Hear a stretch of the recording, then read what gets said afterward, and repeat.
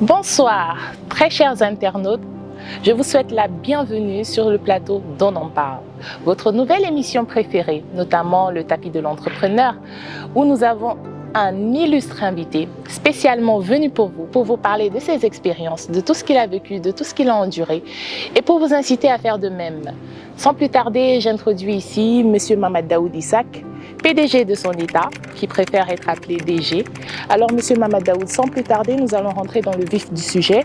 Qu'est-ce qui vous a motivé ou qui est-ce qui vous a incité à devenir entrepreneur? Moi, j'ai commencé petit quand j'étais encore élève. J'aidais les parents pour faire leur travail en faisant l'écriture comptable et aussi en faisant un peu aussi les commerciales. Donc c'est ça. Donc j'ai eu la passion de l'entrepreneuriat et c'est ça qui m'a motivé. Wow. Et cette première entreprise-là, dans quel domaine se situe-t-elle exactement, M. Mamad Daoud? Oui, quand j'ai commencé par la vente et la distribution de crédits de recharge, et particulièrement avec RTL Tchad, que j'ai continué jusqu'à aujourd'hui. Vous l'aurez compris, chers téléspectateurs, notre entrepreneur ici présent a commencé au bas de l'échelle. Et donc, M. Mamad Daoud, la première question qui me vient à l'esprit, c'est quelle était la source de votre capital? On sait que c'est souvent difficile d'avoir le capital nécessaire pour lancer une entreprise, aussi petite soit-elle. Alors, c'était vos fonds propres, c'était un prêt bancaire, c'était une aide familiale. D'où est-ce que ça venait exactement? Moi, j'ai dit sur un fonds propre parce que ça n'a pas nécessité beaucoup de moyens. Le peu que j'ai commencé avec pour faire des petits investissements en classe au primaire. Si elle me donnait des jetons, j'économise un peu. On m'amène les taniers là en quantité pour que je mange. Quand je viens, je vends aussi à mes collègues à l'école. Oui, je garde l'argent. Et parfois, moi, même les taniers qu'on me donne, si ça finit, moi-même j'achète les taniers. Et je l'ai dit, ça c'est les taniers de Libye. Vous aviez déjà en fait le sens des affaires très tôt déjà à l'école. Et c'est une très bonne chose. Quelles étaient les difficultés principales que vous avez rencontrées tout au long de votre vie entrepreneuriale? Les difficultés qu'on rencontre jusqu'à aujourd'hui, c'est d'ordre des ressources humaines, les personnels parfois. Parfois, pour trouver les personnels qualifiés, c'est pas facile. Avec leur intelligence, parfois, ils sont trop exigeants. L'organisation du marché, et la personne va être celle, ou soit l'entreprise va être celle du domaine, et elle fait comme il veut. Le concurrent, il est là. S'il fait quelque chose, s'il fait une campagne, toi aussi, tu réfléchis comment pour améliorer. Les concurrents te permettent de travailler plus qu'avant. Parce que si les concurrents, il vend beaucoup, il fait beaucoup de chiffres, les gens l'apprécient. Hein? Toi, tu es là, tu dis je suis ancien, les gens viennent me trouver et autres. Parce que l'ancienneté, ça ne va pas marcher. Donc, moi, j'ai dit les concurrents, c'est mon collègue de travail. Et on s'entraide, par exemple, sur notre domaine précis dans l'imprimerie. Sauf que les imprimeries collaborent entre eux. Hein? Il y a des pièces qu'on ne peut pas trouver ici. Une imprimerie a une machine qui ne marche pas, ils ont des pièces, ils vont te donner. Si ton encre est finie, ils vont te donner. Il y a d'autres qui amènent les techniciens de l'extérieur, ils vont t'appeler pour te dire que voici j'ai amené les techniciens.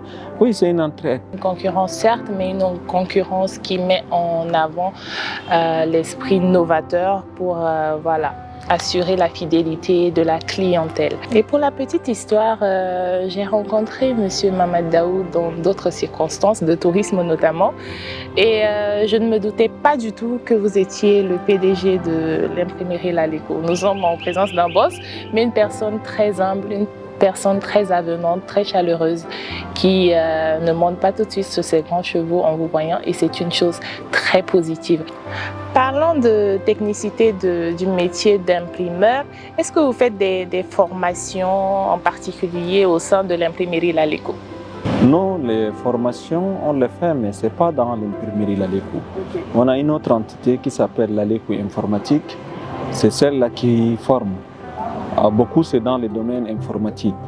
Le domaine informatique, la maintenance, quelques logiciels, parmi lesquels on a aussi l'infographie. L'infographie, c'est les moteurs de l'imprimerie.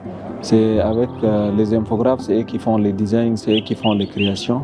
À part ça, d'abord, les fichiers vont entrer à l'intérieur et l'impression va sortir. Depuis qu'on a commencé, on a formé plusieurs infographes et j'espère qu'on va continuer sur cette chemin et Inch'Allah, on va développer plus que maintenant aussi. Inch'Allah, comme vous l'avez dit, nous savons que nous sommes dans un monde où le média prône beaucoup. Donc l'infographie, c'est un métier d'avenir. Donc très chers internautes, très chers téléspectateurs, n'hésitez pas à vous rapprocher de l'imprimerie Lalékou et notamment de cette partie-là qui s'occupe de la formation pour vous faire former si vous êtes intéressé.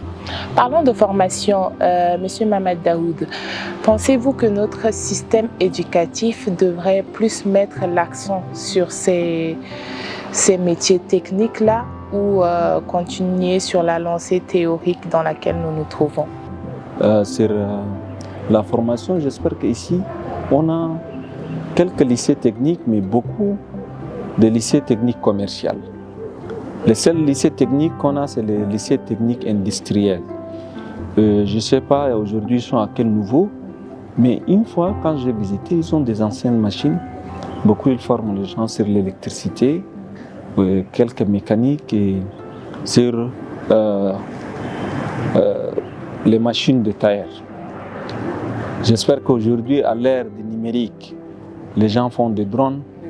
Ils créent aussi des véhicules électriques, ils créent des ampoules sans électricité, et aussi les panneaux solaires et autres. J'espère qu'on va miser beaucoup sur cette école pour que l'école forme bien. Maintenant, sur la formation en général, il nous faut des formations professionnelles, c'est très important. Hein? Il y a des gens qui ont fait la formation générale, l'histoire, la géographie, d'autres qui ont fait la littérature.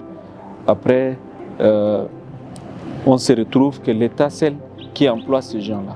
Pour les faire enseignants, quand la personne qui a fait l'histoire, il part directement, selon moi, à faire l'enseignement ou soit dans un centre de recherche. On n'a pas ces centres de recherche ici beaucoup. Et après, on a beaucoup de chômeurs. Dans la formation professionnelle, on a besoin des techniciens qui réparent des petites choses, des mécaniciens qui réparent quelque chose. On a de nouvelles machines qui viennent chez nous.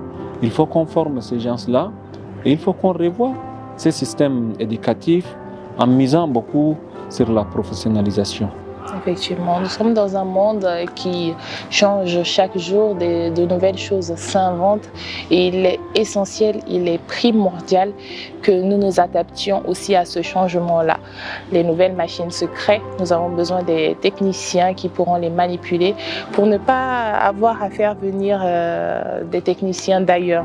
Très chers téléspectateurs, nous sommes en compagnie d'un entrepreneur chevronné qui a misé sur l'indépendance financière et qui nous encourage, nous aussi jeunes, à faire de même.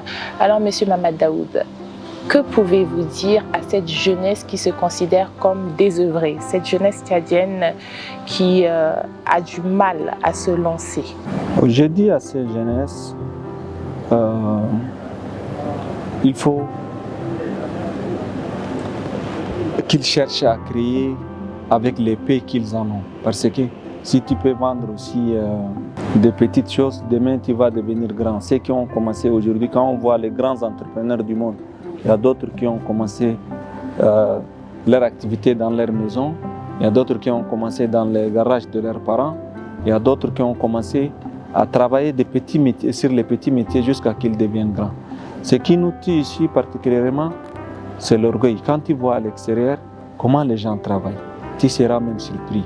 Les mêmes choses, si on faisait ici aussi, on va gagner et on commence avec le peu qu'on a et on va économiser pour créer de grandes choses. Effectivement, nous avons ce complexe-là de ne pas commencer au bas de l'échelle et c'est bien triste. Monsieur Mamad Daoud, pouvez-vous nous raconter cette anecdote où un de vos clients est venu et il ne pensait pas que vous étiez le PDG de l'entreprise? Quand j'ai géré la vente de crédit, j'ai un client de province qui collaborait beaucoup avec moi. Et il a décidé de venir me visiter. Et J'étais même l'âge même, c'est pas comme aujourd'hui, j'étais un peu petit et j'étais aussi un peu mince. Maintenant même je suis mince, mais avant moins que ça. Donc quand il est venu, il m'a trouvé dehors en train de faire l'ablution. Il m'a salué et il a demandé, c'est ça le bureau de M. Mohamed Daoud? Ils l'ont répondu oui. Une personne l'a montré, voici. Il dit, il n'a pas parlé. Il dit, si c'est celui-là, j'entre d'abord. Il est entré à l'intérieur. On l'a dit, il a demandé où est Aladji Mohamed Daoud. Il dit qu'il est en train de faire l'ablution dehors. Il dit, non, non, si c'est celui-là, je ne vais même pas le saluer. Parce que je suis venu pour une autre personne. Une personne grand, gros. Ah oui, donc comme ça il est parti, moi ça m'a fait beaucoup rire. J'ai dit l'apparence est trompeuse aussi, hein. Donc et particulièrement nous les maigres, là, quand tu es malade un peu, les gens viennent te dire il faut bien manger, mange, mange. Donc ils vont te dire c'est comme la faim qui te... L'habit ne fait pas le moine et que l'humilité précède la gloire. Monsieur Mohamed Daoud, quel serait votre mot de fin? Que pouvez-vous dire à nos chers téléspectateurs? Téléspectateurs, je l'ai dit, notre pays aujourd'hui est vierge. Il y a beaucoup d'opportunités pour ceux qui désirent entreprendre, parce que pas tout le monde qui devient entrepreneur. Il y a d'autres qui vont être fonctionnaires, qui vont aider l'État pour que l'État se développe. Il y a d'autres aussi qui vont aider ces entrepreneurs, les accompagner dans leur entreprise pour qu'on aura de grandes entreprises dans ce pays et on va réduire aussi le chômage. Je leur dis, et pour ceux qui, particulièrement pour ceux qui veulent entreprendre, je leur dis, le pays est vierge, mettez-vous au travail avant que les expatriés viennent nous envahir. Donc mettez-vous au travail, il y a beaucoup d'opportunités et j'espère que chacun doit, l'entrepreneuriat c'est facile, chacun doit chercher un problème autour de lui, il va ramener la solution et la solution, les gens viennent acheter avec leur argent et comme ça on aura plusieurs entreprises, de grandes entreprises de grande taille et Inch'Allah, il y aura plus de bandits dans cette ville, il y aura plus de chômeurs parce qu'aujourd'hui on se trouve avec plusieurs chômeurs. Les gens finissent l'école, il n'y a plus de travail parce qu'il n'y a pas de créateurs d'emploi, il n'y a pas d'emploi et ça nous fait mal. Et dans toutes les familles, n'importe que même nous, qu'on a des entreprises, on a des parents qui chôment parce qu'on ne peut pas les recruter tous dans l'entreprise. L'entreprise est petite et je leur conseille qu'on travaille et le travail va permettre qu'on va réussir. Merci beaucoup, Monsieur Mohamed Daoud. Travailler, persévérer, innover, ce sont les maîtres mots de l'entrepreneuriat. Et notre illustre invité l'a si bien dit, il faut qu'on s'y mette. Lorsque nous avons une idée en tête, il faut oser. Il ne faut pas compter sur l'État, il ne faut pas compter sur quelqu'un d'autre que soi-même. Et au fur et à mesure, on y arrivera. Aujourd'hui, il est son propre boss, il est un exemple de réussite, un exemple pour la jeunesse. Il est prêt à conseiller, il est prêt à former et c'est une très belle chose pour notre pays. Très chers téléspectateurs, je vous remercie. Je remercie aussi M. Mohamed Daoud pour sa disponibilité. Je vous remercie pour votre attention et je vous dis à la prochaine.